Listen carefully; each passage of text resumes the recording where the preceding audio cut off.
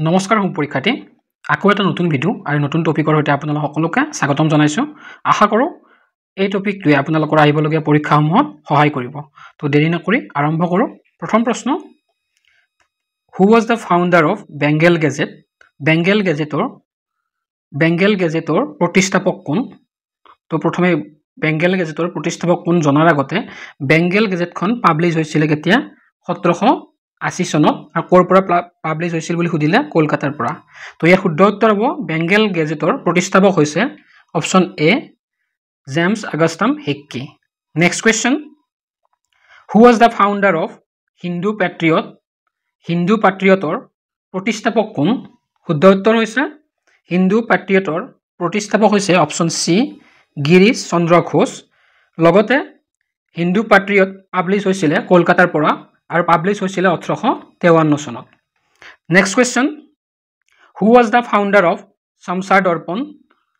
শমশাৰ দৰ্পণৰ প্ৰতিষ্ঠাপক কোন শুদ্ধ উত্তৰ হৈছে শমশাৰ দৰ্পণৰ প্ৰতিষ্ঠাপক হৈছে অপচন বি জেচি মাৰ্চমেন তো জেচি মাৰ্চমেন হৈছে শমশাৰ দৰ্পণৰ প্ৰতিষ্ঠাপক শমশাৰ দৰ্পণ পাবলিছ হৈছিল 1818 চনত আৰু পাবলিছ হৈছিল কলকাতাৰ পৰা next question who was the founder of সোমপ্ৰকাশৰ প্ৰতিষ্ঠাপক কোন শুদ্ধ উত্তৰ হৈছে সোমপ্ৰকাশ পাবলিছ কৰিছিল দ্বাৰকানাথ বিদ্যাভূষণ অপচন ডি হৈছে শুদ্ধ উত্তৰ লগতে সোমপ্ৰকাশ 1859 চনত কলকাতাৰ পৰা পাবলিছ হৈছিল next question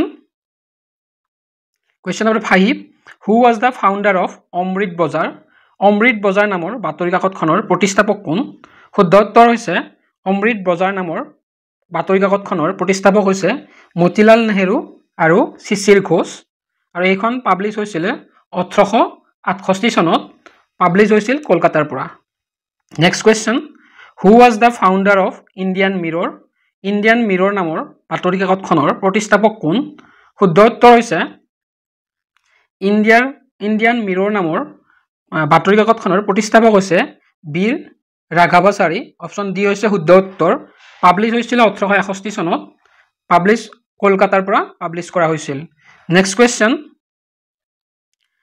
who was the founder of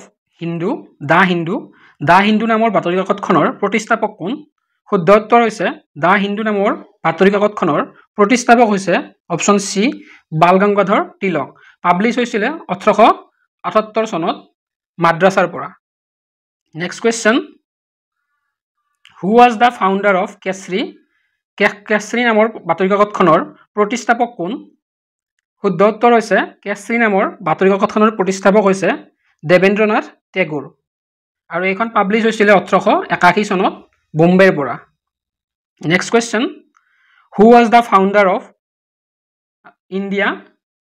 India নামৰ বাতৰি কাকতখনৰ প্ৰতিষ্ঠাপক কোন শুদ্ধ উত্তৰ হৈছে ইণ্ডিয়া নামৰ বাতৰি কাকতখনৰ প্ৰতিষ্ঠাপক হৈছে দাদাভাই নৰোজী অপচন বি হৈছে শুদ্ধ উত্তৰ লগতে ইণ্ডিয়া নামৰ বাতৰি কাকতখন পাবলিছ হৈছিল 1890 চনত মুম্বাইৰ পৰা next question who was the founder of Indian review নামৰ বাতৰি কাকতখনৰ প্ৰতিষ্ঠাপক কোন চাৰিটা অপচনৰ ভিতৰত শুদ্ধ অপচনটো হৈছে ইণ্ডিয়ান ৰিভিউ নামৰ বাতৰি কাকতখনৰ প্ৰতিষ্ঠাপক হৈছে অপচন ডি এ নাটেছেন আৰু এইখন পাবলিছ হৈছিল 1900 চনত পাবলিছ হৈছিল মাদ্ৰাছাৰ পৰা নেক্সট কোৱেশ্চন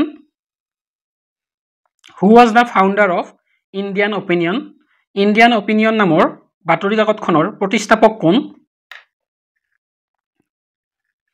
চাৰিটা অপচনৰ ভিতৰত শুদ্ধ উত্তৰটো হৈছে ইণ্ডিয়ান অপিনিয়ন নামৰ বাতৰি কাকতখনৰ প্ৰতিষ্ঠাপক হৈছে অপচন ডি মহাত্মা গান্ধী এখন পাবলিছ হৈছিল 1903 চনত আৰু পাবলিছ হৈছিল সাউথ আফ্ৰিকাৰ পৰা ইম্পৰ্টেণ্ট হয় মনত ৰাখিব next question who was the founder of Jugantar নামৰ বাতৰি কাকতখনৰ প্ৰতিষ্ঠাপক কোন শুদ্ধ উত্তৰ হৈছে যুগান্তৰ নামৰ বাতৰি কাকতখনৰ প্ৰতিষ্ঠাপক হৈছে অপচন সি ভূপেন্দ্ৰনাথ দত্ত আৰু এইখন পাবলিছ হৈছিল 1906 চনত কলকাতাৰ পৰা next question who was the founder of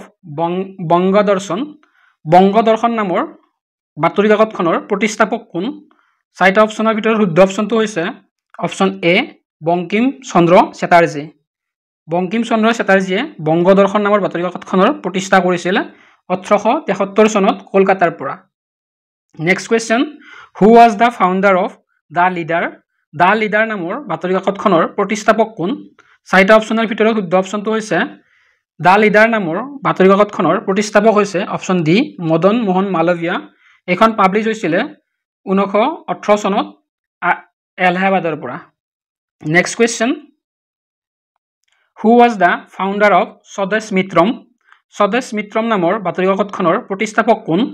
শুদ্ধ উত্তৰ হৈছে স্বদেশ মিত্ৰম নামৰ বাতৰি কাকতখনৰ প্ৰতিষ্ঠাপক হৈছে অপশ্যন বি YS আয়াৰ আৰু এইখন পাব্লিছ হৈছিল মাদ্ৰাছৰ পৰা 1882 চনত।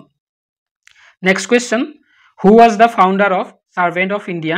ছাৰ্ভেণ্ট অফ ইণ্ডিয়া নামৰ বাতৰি কাকতখনৰ প্ৰতিষ্ঠাপক কোন? চাৰিটা অপশ্যনৰ ভিতৰত শুদ্ধ অপশ্যনটো হৈছে অপশ্যন চি গোপাল কৃষ্ণ গোখলে। গোপাল কৃষ্ণ গোখলে 1918 চনত এলাহাবাদৰ পৰা ছাৰ্ভেণ্ট অফ ইণ্ডিয়া নামৰ বাতৰি কাকতখন পাব্লিছ কৰিছিল। Next question, who was the founder of independence?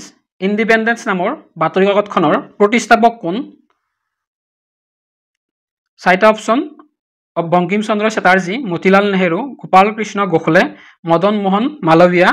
চাৰিটা অপশ্যনৰ ভিতৰত শুদ্ধ অপশ্যনটো হৈছে মতিলাল নেহেৰুৱে 1919 চনত এলাহাবাদৰ পৰা ইণ্ডিপেণ্ডেন্স নামৰ বাতৰি কাকতখন পাব্লিছ কৰিছিল। তাৰে পিছৰ প্ৰশ্ন, who was the founder of Navajivan? Navajivan নামৰ বাতৰি কাকতখনৰ প্ৰতিষ্ঠাপক কোন? শুদ্ধ উত্তৰটো হৈছে নৱজীৱন নামৰ বাতৰি কাকতখনৰ প্ৰতিষ্ঠাপক হৈছে অপশ্যন এ মহাত্মা গান্ধী আৰু এইখন পাব্লিছ হৈছিলে 1919 চনত আহমেদাবাদৰ পৰা। তাৰে পিছৰ প্ৰশ্ন, who was the founder of Young India? Young India নামৰ বাতৰি কাকতখনৰ প্ৰতিষ্ঠাপক কোন? মহাত্মা গান্ধী, মতিলাল নেহেৰু, গোপাল কৃষ্ণ গোখলে, মদন মোহন মালৱিয়া।